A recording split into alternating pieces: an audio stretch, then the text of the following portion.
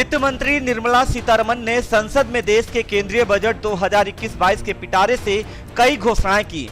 ऐसे में जब हमारे जनमत न्यूज के संवाददाता विजय चौरसिया ने महाराजगंज के नौतनवा विधानसभा के जनप्रतिनिधियों से उनकी राय जानी तो सभी ने अपनी अपनी प्रतिक्रिया इस तरह दी। भाजपा के नेताओं ने जहां इस बजट को बेहतरीन बताया, तो वहीं विपक्षी दल के नेताओं ने केंद्र सरकार के इस बजट को खोखला और धरातल से परे बताया। बजट पर विजय चौरसिया के साथ सुनिए नेताओं के तीखे सवाल।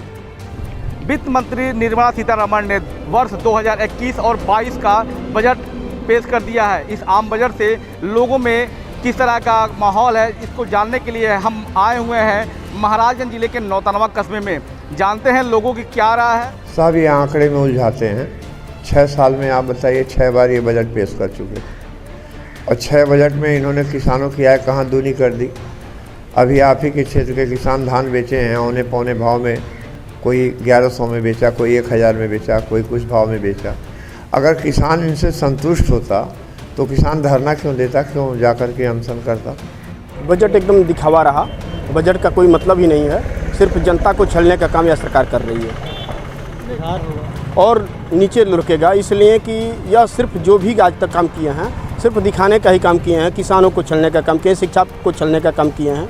क्योंकि आए दिन आप देख रहे हैं बियर बार खुल रहा है, माल खुल रहा है, बस चल रहा है, लेकिन शिक्षा के नाम पर जो ये दिखावा किए हैं, स्कूल बंद हैं, बच्चों की पढ़ाई नदारत है और कहते हैं कि मैंने शिक्षा के लिए किया है। शिक्षा अगर इसी तरह से रहा तो बेड़ा गर्क हो जाएगा, कहीं कुछ होने वाला नहीं। पूरे देश में किसानों का मुद्दा चल रहा है और सरकार ने 2022 तक किसानों की आय दोगुनी करने की बात कही। क्या उस पर आपकी क्या राय? 6 साल में जो इन्होंने नहीं किया, जबकि इनका वादा था शुरू में ही सरकार में आने पर कि हम किसानों का आय दोगुना करेंगे, आज 6 साल में नहीं किए तो क्या 2 साल में क्या कर लेंगे।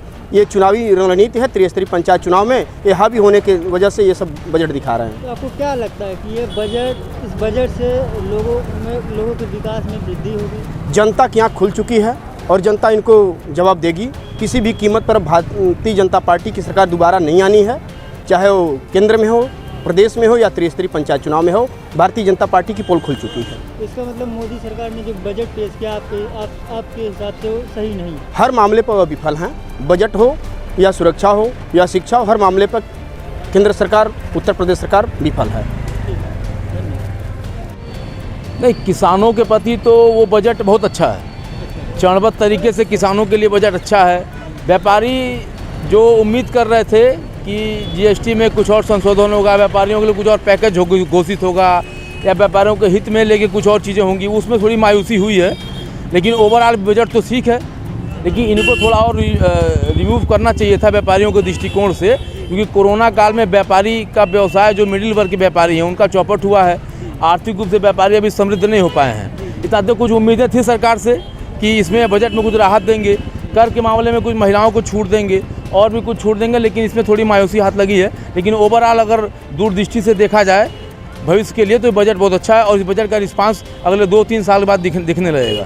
मेरी ये राय है कि कोरोना जैसी महामारी के दौरान ये बजट पेश हुआ है और नहायत ही संतुलित, नहायत ही बेहतरीन, जिसमें किसान हित, समाज हित और देश हित के लिए बजट बहुत ही अच्छा और बहुत ही सही है।